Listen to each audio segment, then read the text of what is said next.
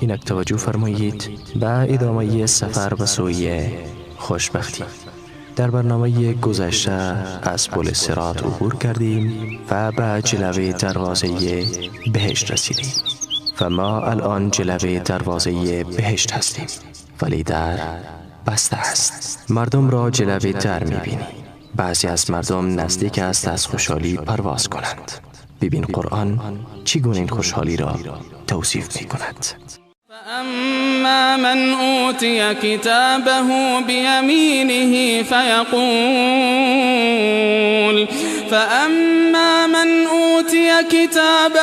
بيمينه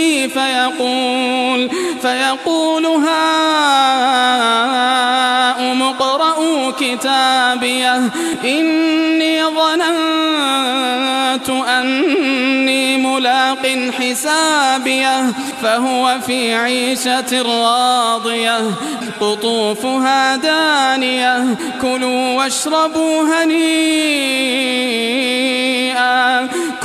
واشربوا هنيئا بما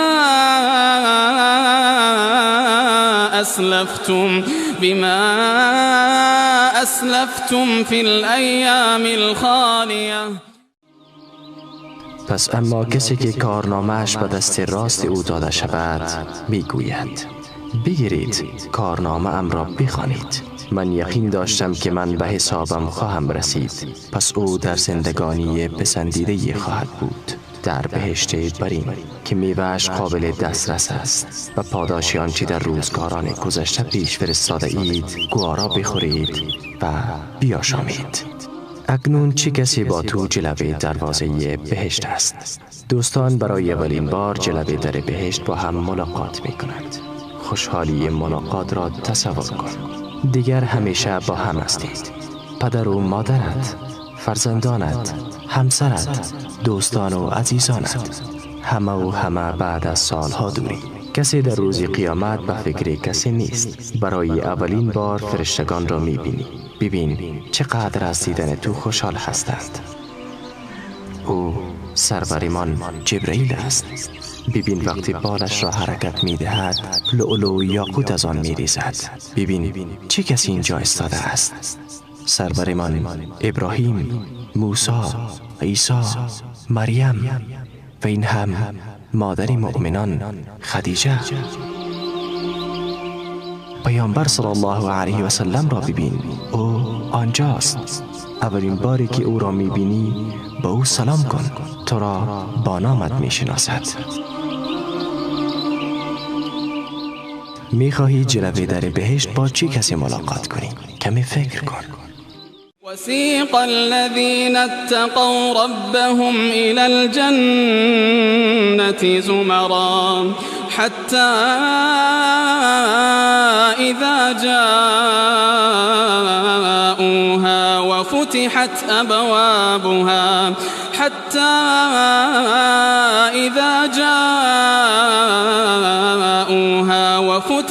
أبوابها وقال لهم خزنتها سلام عليكم طبتم فادخلوها خالدين.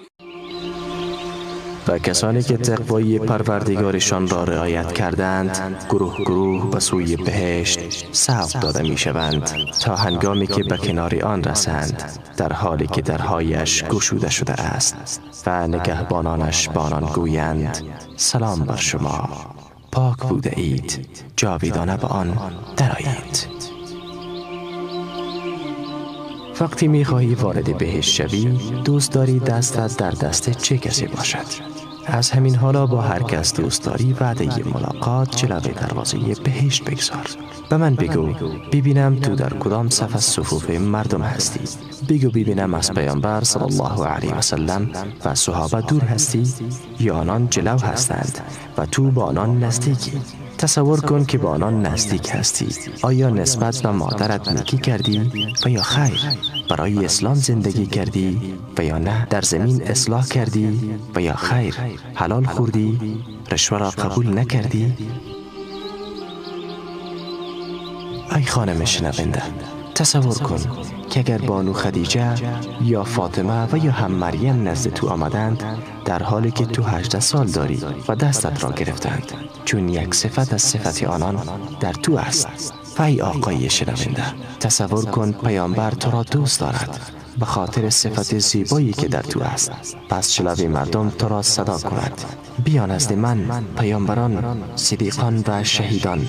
تو حلال خوردی، رشوه قبول نکردی و برای اسلام کار کردی.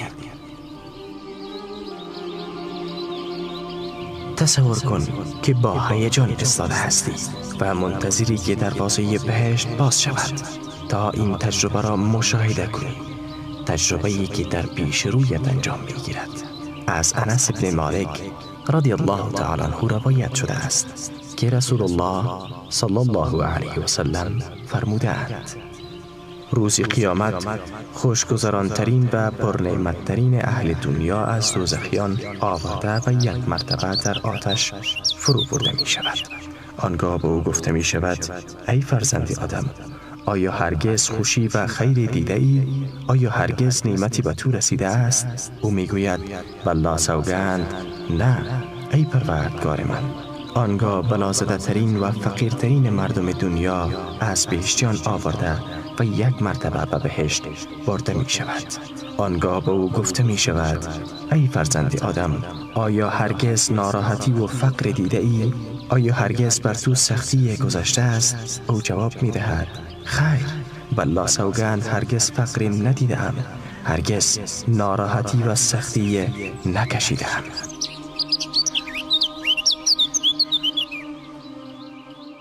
این دلیل آن دو حقیقت است. آری عزیزان، یک بار مراسم استقبال پیش دروازه بهشت را تصور کن. وسیق الذین اتقوا ربهم الى الجنة زمرا حتى اذا جاءوها وفتحت ابوابها وقال لهم خزنتها سلام علیکم.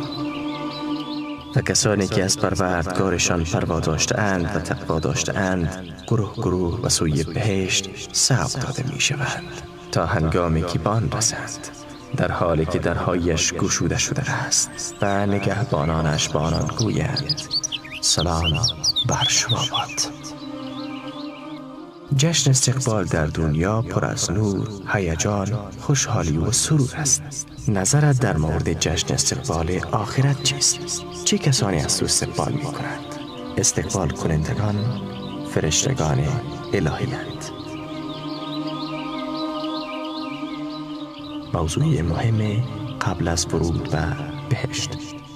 ونزعنا ما في صدورهم من غل إخوانا على سرر متقابلين.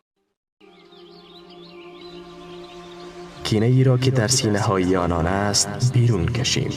برادرانه بر تخت ها روبروی هم نشستند. از امروز محبت زرد در محبت است. نه بغضی وجود دارد، نه کینه، نه حسد، نه غیبت، نه هم سخنچینی. کسی تو را با کلمه جریحه‌دار نمی کند، حتی با یک اشاره چشم. لا يسمعون فيها لغوا ولا تأثيما إلا قيلا سلاما سلاما.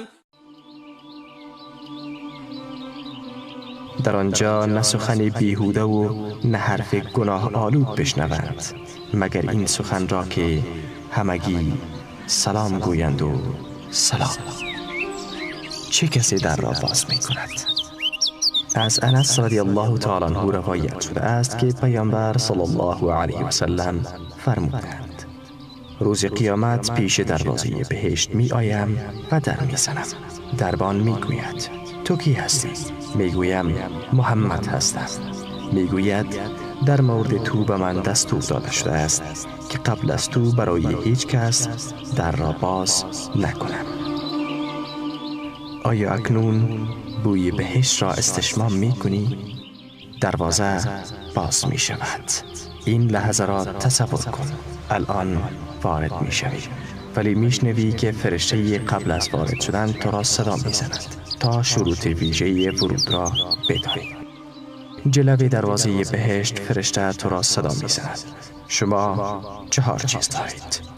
از ابو سعید و ابو هریره رضی الله تعالی عنهما روایت شده است که رسول الله صلی الله علیه و سلم فرمودند وقتی اهل بهشت داخل آن میشوند یک منادی ندا می‌دهد که شما حق دارید و شما وعده داده شده است که همیشه زنده باشید و هرگز نمیرید. همیشه سالم و تندرست باشید و هرگز بیمار نشوید. همیشه جوان باشید و هرگز پیر نگردید. و حق شماست که همیشه از نعمت‌های بهشتی بهره برید و هیچگاه نیازمند و غمگین نشوید. از امروز تمام درد و غم‌های دنیا تمام می شود. نه بیماری است و نه ناتوانی. همه 33 ساله اند. نه مرگ است و نه غم. هر دقیقه در بهشت خوشبختی در حال افزایش است و هرگز غم و درد وجود ندارد. آری عزیزان، لحظه ورود به بهشت فرا رسید. دروازه باز می شود و تو داخل می شوی. اولین گامت را به داخل بهشت میگذاری. اولین کارت در بهشت چی هست؟ این که اولین کار بعد از ورود به بهشت چی است در قسمت بعدی بیان می گردد. پایان این بخش.